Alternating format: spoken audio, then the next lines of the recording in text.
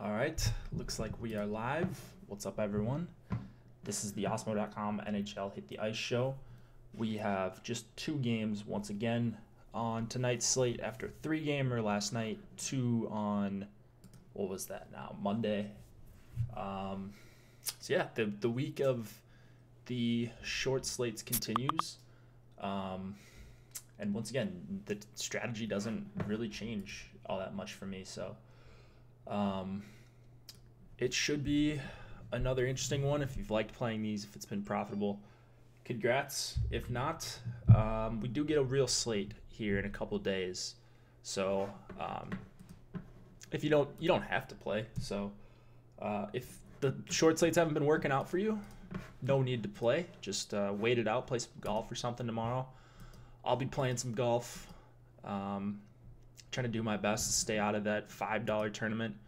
Pretty jealous of the golf tournaments that DraftKings especially has, because there's a lot of money in them, decent payout structure for having a lot of money, which you don't see all that often, and they've got a $5 MME tournament. So pretty jealous of the golf game. Definitely going to check out the show tonight. The PGA DFS strategy with Ben Raz and Jason Rowson. Would suggest you guys do that. 2 very good players, and it's free. So I don't know what else you could ask for as far as free content goes. They'll be going on at 9 Eastern, I believe. So do that. I'll be there for sure. As far as last night goes, Buffalo 2 was kind of the one of the lines you needed. Just 1 goal in that Philadelphia game. Stolarz was incredible. Like, just stood on his head basically the entire game. He was really, really awesome. And not just 38 saves, shutout, all that, but he just looked really, really good. So he was the reason they won. They kind of stole one there in New York on the back-to-back. Does DK run any large qualifiers where the $300 entry contest gets you a ticket to the final, or do you have to climb the ladder to the 1K qualifier for a chance at a ticket? I don't know if Lou is in here, but Lou T, if you are watching this, they do run $300 contests for the actual qualifier. I think it's 66 or 67 people. So yeah, you can get in the actual qualifier at the $300 price point. In fact, I think I'm in like a $5 satellite to that $300 qualifier tonight. So you can win tickets to the $300, or you could try to win the 1K ticket. But I'm just going to respond real quick.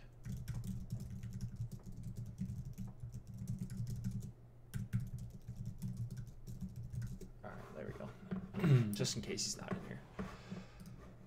So anybody in chat, how did last night shake out for you guys? Because I somehow made money. It didn't feel like anything really happened. So that's always good when that kind of thing happens, when you end up on the right place. I guess it was the full line goals that really helped me, because I ran a lot of even strength stacks, as I usually do. Boston won. I think they ended up outscoring Columbus won, so that certainly helped as well. But didn't feel like I crushed, but ended up with a couple lineups near the top, so I was able to do okay. And then I'm playing that $3 tournament on FanDuel for you have to be in the top 30. So I know a bunch of guys in chat are doing that as well. So short slates also, there's just less players to choose from. It's more likely you're going to have a high scoring lineup on the shorter slates if there's goals to be scored. Even on a slate last night where it was 3 games, they like the scores on FanDuel were over 200. So just a lot easier to capture all the points on a shorter slate, I think. Tonight is just, and we'll probably go through Fantasy Cruncher Rewind once we go through the games, which is going to take about 10 minutes, just to see what worked on Tuesday, what won? Is it repeatable? There were some pretty ugly looking lineups, I think, at the top.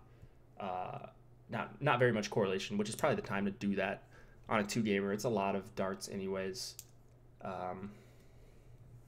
For me, though, the strategy doesn't change all that much, even though nothing's sneaky, right?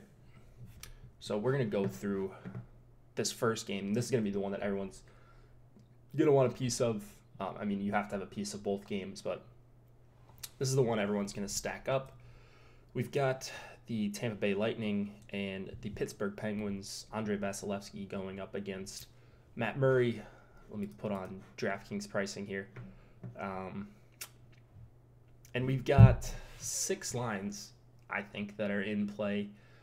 The matching here is going to be interesting because last game when Pittsburgh was at home, they did not match with Crosby or the Malkin line for that matter.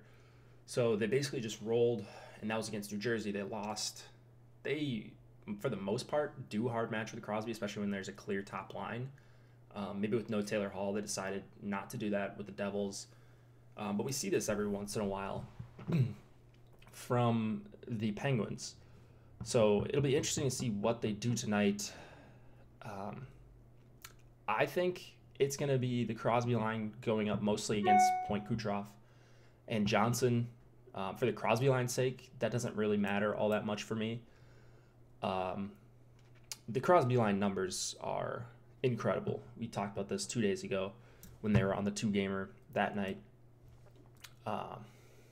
Incredible offensively. They don't allow much defensively at all. And so I'm treating it like Crosby's going up against Crosby's going up against Point, Johnson, Kucherov. If that's the case, that's a really decent downgrade for the point line. And so for that reason, what I plan to do here and what I was doing just running through crunches just now was I'm pretty comfortably underweight on Tampa 1. Or I guess they've been known as Tampa 2. Now they're seeing as Tampa 1 on the screen.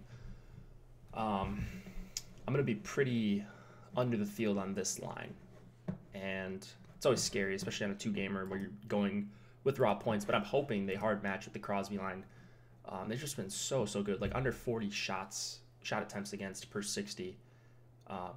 Very little high danger chances, very little scoring chances. Just a really strong line at even strength. And then Tampa 1 is also really expensive. Not that you can't fit them with other good lines because DK made the pricing really soft. But I'm hoping people jam them in for that reason because I'm taking the majority of my exposure elsewhere.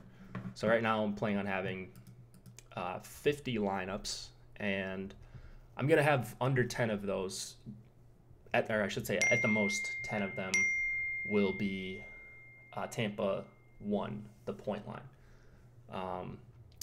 I do like the Stamkos line for that reason.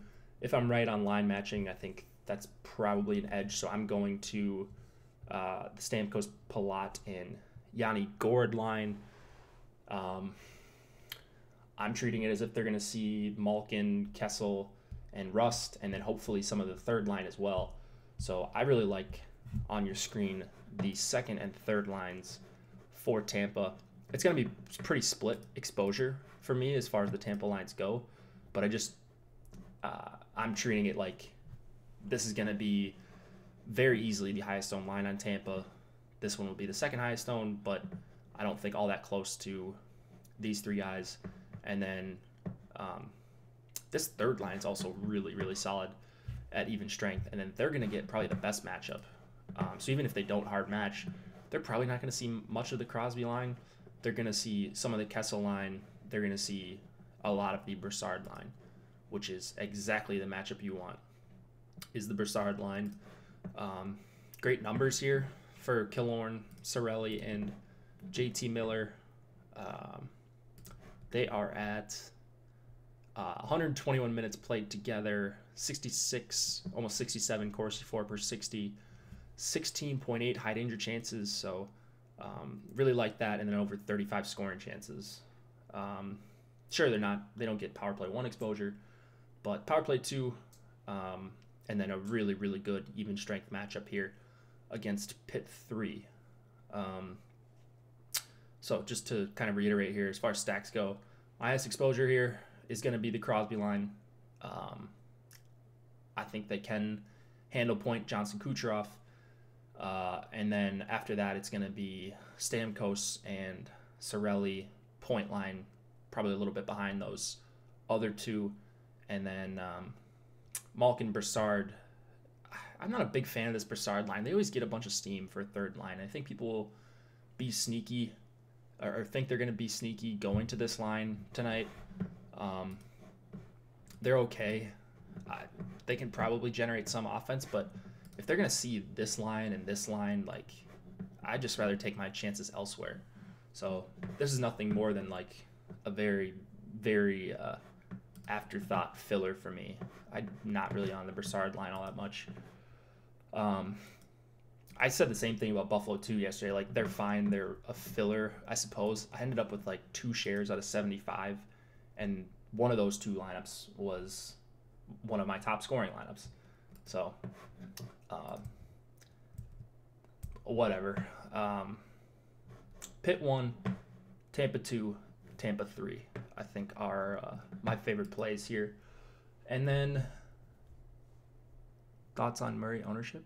By betting line alone, he's best dollar for point per dollar value for a win on the slate. Oh, okay. Yeah, I like Murray.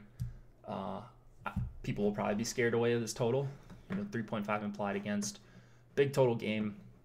There's only 4 goalies to choose from, right? So if you're paying up for Tampa, it's probably harder to get Vasilevsky. Bishop's probably going to be the highest owned because it's just 2.4 implied against. Buffalo played last night, whatever. But Murray's probably going to be the second highest owned, I would think. I think it's going to be pretty easily Ben Bishop as the highest owned goalie, and then the rest 3 will trail pretty easily. Allmark would be the lowest owned, I would guess. Defenseman here, Victor Hedman. I shouldn't say it. I don't get to a lot of Victor Hedman in general. He doesn't grade out very well for me as far as like shot attempts go per 60. Gets a lot of minutes, but he hasn't been doing all that much with them. So I think he's going to be pretty popular. I prefer Letang if I'm going in that range. Osmo does as well. So you see C value, C points grade, E value, so not a good value on Hedman, whereas I've got Letang, I think, as my highest projected defenseman, and actually being a pretty good value. Yeah, I've got Letang pretty comfortably as the number 1 play at his position. Hedman's actually second, but there's quite a bit of breathing room there. So I would spend up to $200 if you're one-offing. Letang's probably going to be my highest exposed guy of the night, if not Klingberg. Other defensemen here, no Jack Johnson, I believe, for this game. So that opens the door for like Ricola and Pedersen as punts. I prefer Ricola. Actually, I like that value at $2,900. And then I think we're going to see Letang skate a lot with the Crosby line at even strength. Now that I'm thinking of this, maybe I should go check on this.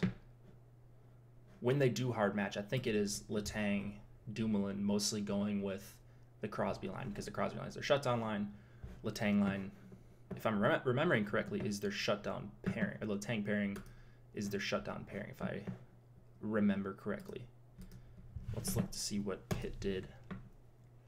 Not 2 nights ago. I don't know what went on there, but before the break, let's see what they did. Okay, so they matched Crosby against the Barkov line, against the Panthers, and let's see who Crosby skated with for the most part. Yeah, overwhelmingly with Letang especially, Dumoulin to a lesser extent. So, yeah, power play 1 for Letang and Crosby. And then Letang's going to skate a lot with Crosby, which is a line I obviously very much like. Where's Furman? I don't think Furman's getting a back-to-back-to-back here. What game was Furman in yesterday? Was it the Columbus game? I think it was the Columbus game, and that was the highest scoring game of the night. So there you go. Let's see if Furman's even on the slate tonight. Nah, no Furman. No Furman. So we don't have to worry about that, if anybody was worried about that. On the Lightning side, McDonough's more of a floor play, especially when he's not getting power play time. Sergachev, I think, is a little bit overpriced. I agree with Osmo there. And then there's just not much else I want to use on Tampa with any sort of regularity. Cernak or Girardi don't really do all that much for me. Goalies, Murray's probably going to be my highest exposed, if not Bishop. But I'm pretty much following the ownership on goalie tonight. I really don't want goalies to decide my night on a 2-gamer. Once again, if you can find who's going to have the 38 save shutout, by all means, go heavy on a goalie. But I'm not really interested in trying to predict how the puck is going to bounce through my goalie's pads or off the post or whatever. So I usually just like to correlate, especially on a 2-game slate. I think this is a night where the Sharps players just go all in on Letang. That's interesting. I would think it's going to be either Letang or Hedman. Like, you'll see testosterone. He especially does it where he goes all in, or he's got one defenseman that's projected a lot higher than the others. And you'll see a defenseman for him in like 70-80% of his lineups. So it's going to be one of Letang or Hedman, or maybe a mixture of both if he's got him projected similarly. So for me, it would be Letang. Like, if I was going all in on a player, I think he's got the safest floor of the night of anyone on the slate. So enjoy your 1.5 DK points now that I say that. All right. Other game. 2.4 implied total for the Sabres. 3.1 for the Dallas Stars. Linus Ullmark expected to go after Carter Hutton picked up a shaky win last night in Columbus. Back-to-back here for Buffalo. Ben Bishop for the Stars. First game back for Dallas. And back to their old tricks here with the line changes. We've got Faxa with Ben and Como. Janmark with Sagan and Radulov. That Ben price is nuts, yeah. He doesn't grade out all that well for me when he's been like 6,500. When he's 5K, like, it's too good of a value. So if you are somehow playing cash on a 2-game slate, that would probably be a guy you want to include with the possibility for 4 winger spots. All forwards seem kind of underpriced across the slate. Yeah, exactly. They are. They're way too easy to fit in. But whatever. For MME, that probably favors us, right? Because we're just making better value plays in more lineups. So let other people make mistakes. Let other people get cute. And don't just go off the board and make stupid play. Like, don't play Hiskinen over Letang just because you think Letang's going to be high owned. No need to do that. Just, I mean, and defensemen have the highest floors, right? They're easier to predict. Anyways, I'm going off on a tangent. We don't need to talk about that right now. But who knows how long these Dallas lines are going to stick. I'm skeptical as to how long they're going to stick, as I always am with the Stars. It could be one period if they get down 2-0, if they have a sloppy first period, which is very possible coming off the break here. We've seen how some of these teams have played in their first game. These slates are even higher variance than usual, I would think. After this long layoff, you don't know how teams are going to respond. But I always lean with Sagan and Radulov. So I like that they're together. It's very, very clearly Sagan, Janmark, Radulov. If you're full stacking these even strength lines, what I would suggest doing, what I'm doing, is stop your crunch at some point and or power play stack with Dallas. So either stop your crunch, make your Sagan, Radulov lineups with Janmark, and then stop it, make the manual adjustment, switch Janmark and Ben, and then make some other lineups with Ben, Sagan, and Radulov. That's how I'm doing it tonight. In fact, I think I might have more Sagan, Ben, Radulov lineups than with Janmark. I still don't think it's going to be sneaky playing Ben with Sagan and Radulov. Maybe a little bit lower owned as a trio. Kind of hard to figure that out, though. And then I just think Janmark has better line mates. Like, Sagan and Ben create so many chances. I don't understand the pricing here. Maybe it's just because if they priced everyone normal, you wouldn't be able to jam any of these two lines together. But Sagan and Radulov with Janmark grayed out as my best value of the night. And it's really not all that close. I don't know how line matching is going to go here. It's probably going to be Faxa, Como, and Ben against Eichel, Skinner, and Reinhart. If that's the case, it makes me like Sagan, Janmark, and Radulov even more. Like the middle stat line, they had their time last night. They did well against Columbus, got the results. I didn't actually check to see the underlying numbers there, if they were just really efficient with their scoring chances or what happened. But they are fully correlated on the power play. Maybe some bias because they played last night and they played really well and you saw some big scores. But I'm not falling for Buffalo 2 here again. They're like Pitt 3, nothing more than a filler stack that I'm going to use in like 2 or 3 lineups and call it good there, because I don't see how they, like, Dallas slows it down well at home anyways. I think they're going to spend a lot of time in their own zone if it's Sagan and Radulov going up against them. So very, very muted interest in this Buffalo 2 line. If I'm going to Buffalo once again, and it didn't work out last night, but it would be this top line. I think they're reasonably priced on DK, and they're going to be the lowest owned of these top, like, 6 lines. So you count this line, Crosby, Malkin, and then I consider this one of the top lines, Sagan, Radulov.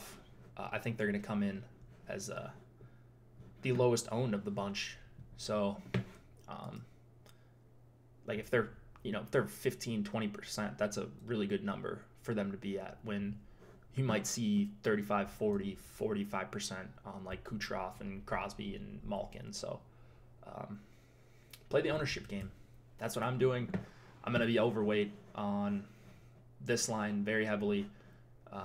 Sagan, Radulov with Ben, of course, and then Eichel, Skinner, Reinhart as well. So, again, nothing out of the ordinary here. 2-game slate. You can say I'm playing chalk. That's fine. But I want those full-line goals, and I want my defensemen to be better than other people's defensemen, and that's fine. There's really no other relevant lines in this game. If you want to take a stab at this Dickinson, Spezza, Cogliano line, be my guest. But that's one that I'd like to avoid. Same with the Sabatka line. On D, it's pretty straightforward here as well. Klingberg is my favorite guy in this game. No surprise, he correlates well with Sagan and Radulov. So I'll be all over him for 5,500. He is right behind. He's going to be right behind Hedman. Letang as my highest owned guy, or right above him. They're going to be right around the same. I do like Ristolainen, especially with Buffalo 1. I know Dahlin had the big game last night. Ristolainen was fine, though. Both of them playing a lot of minutes. Those are very clearly number 1 and number 2 options. Bogosian's playing a decent amount of minutes. I mean, okay. Osmo has him as a B value, so that's a little bit encouraging. And then On the Dallas side, Lindell would probably be my second favorite, behind Klingberg. Heiskanen, I think, is a little overpriced. He would be nothing more than like be just trying to get cute, and I'd rather not do that because I think a lot of people do on the two gamers. Once again, now that I'm talking about getting cute, don't be afraid to leave salary on the table, especially if you're playing with a handful of lineups. I'm gonna have lineups with 2K left over on the slate, 1,500, whatever, 1,000. Like, it's just a good way to differentiate while also making good correlated plays. So if you're full line stacking, for example, let's say you do this. Let's say you do this with this. There you go. Like, this is a very well correlated line. You're not even getting close to filling out the salary here, and that's fine. Like, you don't need to take out Cirelli or JT Miller or Killorn for whoever. If you're playing one lineup, okay. If you want to make a more cashy build, but like, I would leave this lineup in. Play. Oh wait, you wouldn't play him, but play Bishop. You've got $3,500 left over. If this game is somehow a dud or it goes, it's really spread out, and Cirelli and JT Miller get goals, like, you're gonna need that line. So just make correlated lineups. Don't worry so much about salary on the 2-game slates. Everyone's going to be able to jam in Crosby, Gensel, Malkin, Kessel, Stamkos, Kucherov, Point. Like, everyone's going to be able to do it. If you are MMEing, do not be afraid to have some lineups where you leave what seems like a lot of salary left over. I favor the correlation over trying to get to the 50K salary. And that's just how I play it. Is Oposo still on Power Play 1? Looks like it. Let's see, was he there last night?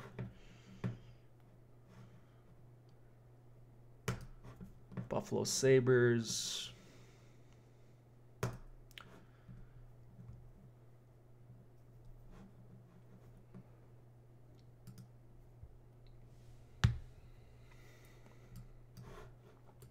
Man, these 2-game slates are crazy. We just go through in like 5 seconds. It's all done.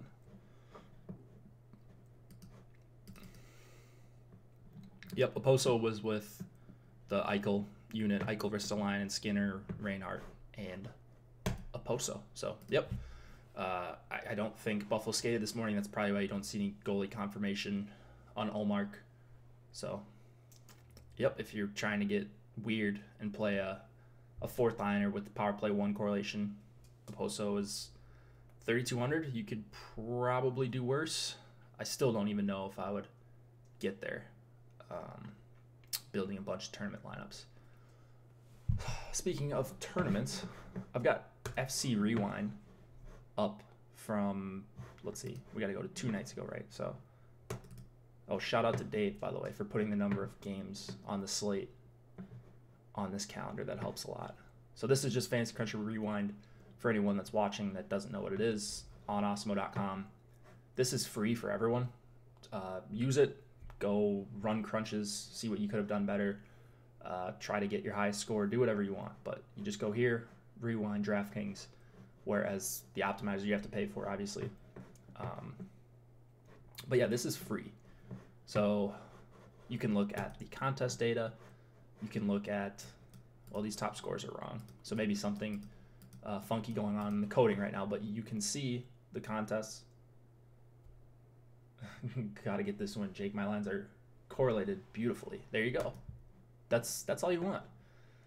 Favor the correlation over the salary.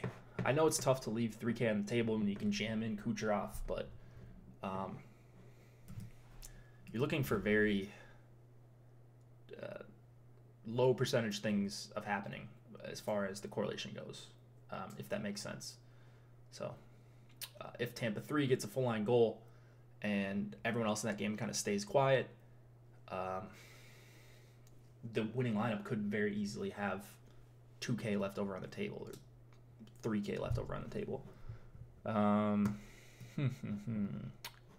Oh, so these are mine. All right. Yeah, I think I lost this night. Yeah, this was the Shane Gostisbehere night. That's what it was. Let's see what this was. Heischer, Zajac, Coleman. Okay, so this was like a hybrid stack, right? So you've got line 1, line 2. Severson, is he on the power? He wasn't, okay, so he didn't correlate on the power play with any of the Devils skaters. So I don't know that this is repeatable. What is that? How do I get these ads off my screen?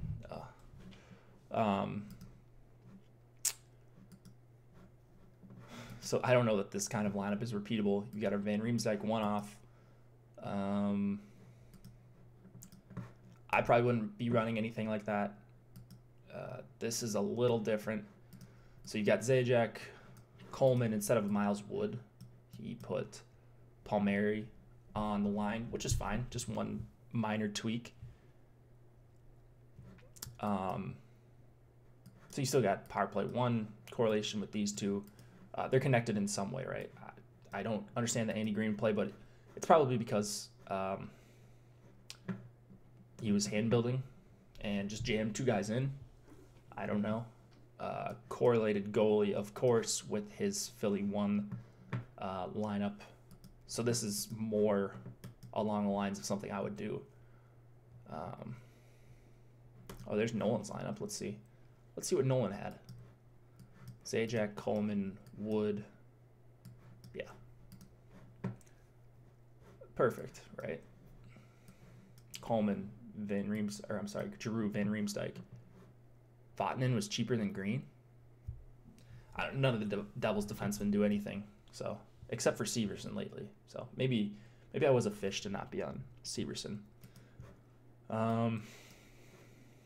Okay, so Nolan didn't do anything weird here. He did not correlate his defensemen, which is, that's fine. Like, these guys could have easily gotten goals. Like, they have upside in themselves. It's mostly the forwards. Like, just the forwards are very well correlated. You can't get better than that. And then if this is the way you want to differentiate, by all means. That's not a dumb idea at all. Who else is over here? Dollar Bill.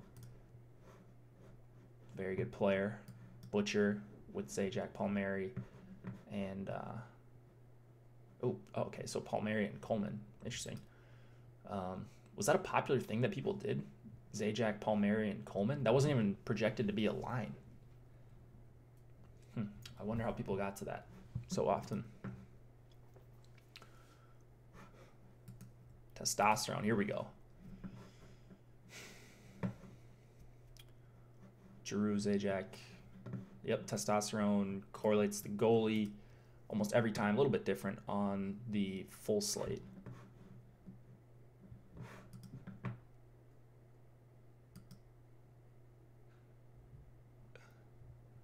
Wait, it was on DFO as Palmieri with Coleman and Zajac? Oh, get the hell out of here. You're kidding. So people actually thought that was the line, and it just ended up working out. Okay. Oh, whatever. That happens sometimes.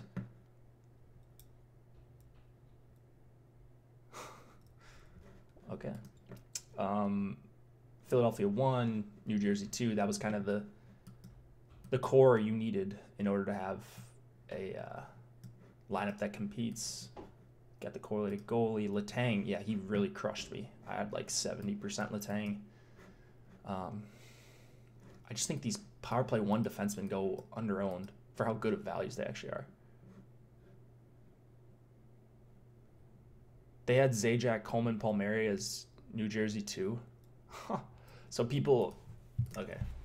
I mean, it just wasn't that. It was never that the entire game.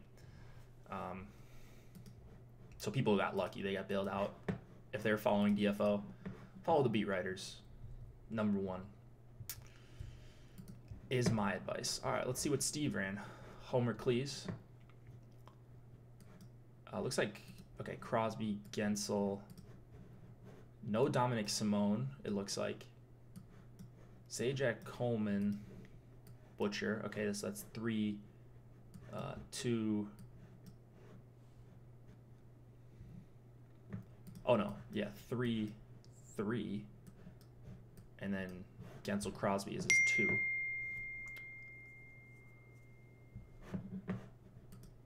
Yeah, Provorov hasn't done anything. I think he might have gotten a goose egg last night. Did he even get one on the board? I don't even know if he had a shot. He's playing a ton of minutes. Okay, so always nice when you have a lineup that's the same as testosterone. You're hopefully doing something right, unless I just fish this together. But, jeez, Provorov. I mean, at least he did something this game. But, yeah.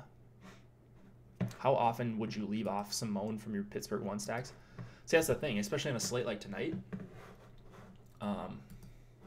That's kind of what I'm talking about. I wouldn't do it.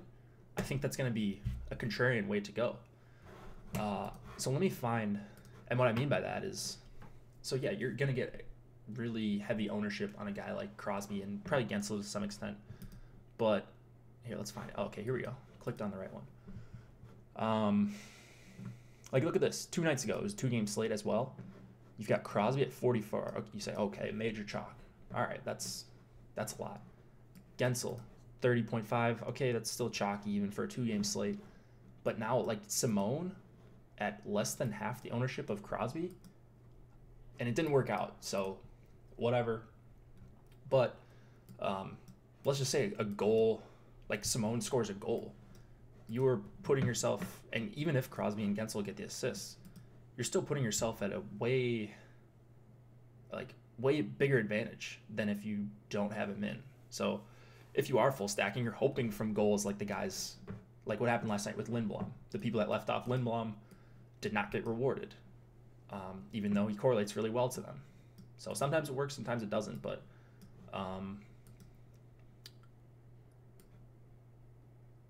there's basically no question that the Vegas line is off for Tampa Pitt. Penn should be favored. Tons of recency bias there. Could be. It's weird to see Pittsburgh not favored at home.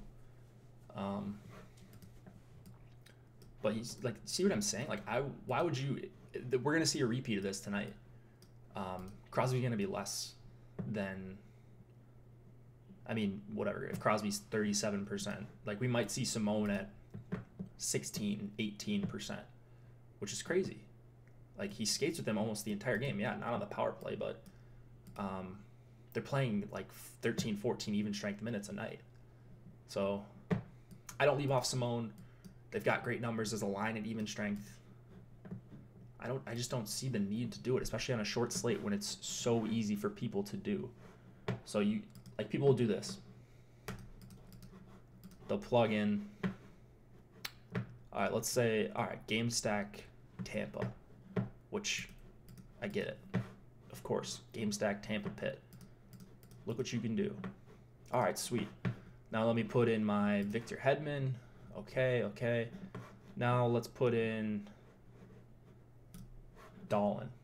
No, I'm sorry. You wouldn't put in Dahlin. Maybe some people would. Maybe people would put in Heiskanen. Or maybe people will want, McCabe. There you go. Oh, sweet. I got $1,100 left over. Well, who would I take out of this lineup? Well, I know Stamkos is good. I know Palat's on the top power play. Gord gets power play 2 exposure. Okay, why don't I take out this guy? Simone and let's see. Maybe you want to put in Reinhart. Yeah, he's good. Look, now you've got Reinhart with McCabe and Allmark. And yeah, that's a different lineup construction, but I would just prefer to leave the extra salary on the table rather than try to take a bullet. No, I'm not saying that's not a bad lineup at all, Darren. No, that's not a bad lineup. It's just not full correlation is all. Nothing wrong with it, especially in like a single entry. But I don't know, man. That's why I don't leave off Simone, just because it's so easy to do it.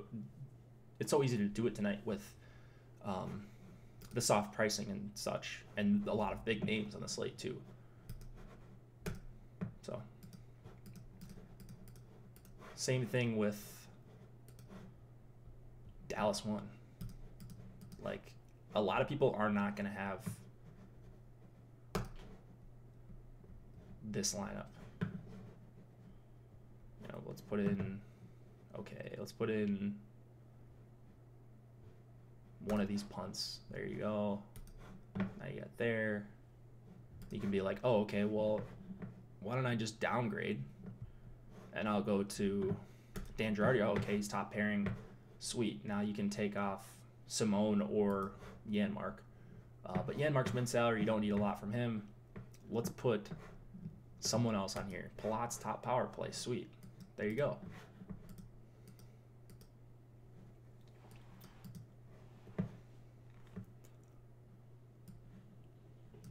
Right. Yeah, exactly, Matt. Exactly. If Crosby and Gensel both have a good game, Simone probably does too. But the other way I would say it is, think about it. So if you get Simone right right here, if he scores a goal, you know, it could just be some garbage goal from, you know, Mata and Bricola. But if he scores a goal, it's probably because they're generating a lot of even strength. Doesn't play on the power play. So if you get Simone right, and he's the one that you kind of need to have, or he's the one that scores a goal, there's a good chance that Crosby and Gensel do well. Okay, well, everyone's going to have Crosby and Gensel, but half the people are going to have Simone. So it's just a way, you know, it's just a different way of looking at things, I think. Where you get rewarded. Sometimes you don't. Really hope people play Dan Girardi. Yeah, that too. Never Girardi.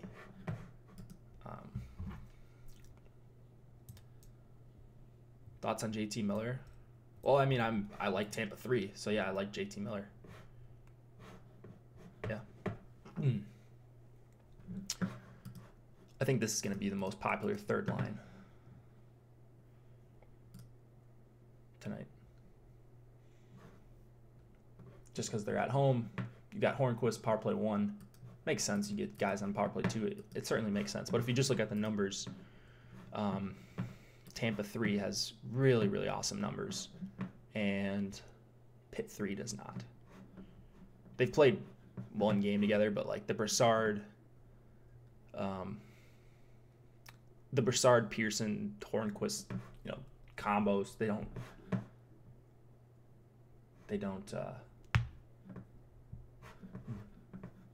I don't know what I'm saying. They don't have great numbers. I'm trying to look in chat and talk at the same time. Saw what? What are you talking about? Oh, yeah. I don't know. Got to get this one. I don't. Miller was pretty good with Stamkos and Kucherov last year, and not the same context anymore. Yeah, that too. I mean, the situation has changed for JT Miller. Stamkos and Kucherov, I'd probably play myself when he was like 4,500, but a little different when you're playing with Cirelli and Killorn, but that line's been good, so yeah, I guess I do like JT Miller. All right. Well, we got almost to 50 minutes, so I'd say that's pretty much a win. One more really short slate tomorrow. 3 games, a little more bearable. So congrats to those of you that are sticking it out, playing NHL every day. Got to claim those NHL achievements, I suppose, on DK. Good luck tonight. Please give me a like if you did enjoy this. Just it helps us out. Check out the golf show tonight for sure. If you're playing NBA tonight, we've got 2 NBA shows coming up right now. Actually, I think there's a little bit of a later lock. I think they're half an hour past the normal time for NBA lock. Check that out with Laffy and Adam. I believe it's Fast Eddie Fear and Chris Baggs tonight on the Live Before Lock show. And then the golf show at 9 Eastern. Check that out. Good luck, guys. We will talk to you tomorrow. Nolan and I back tomorrow.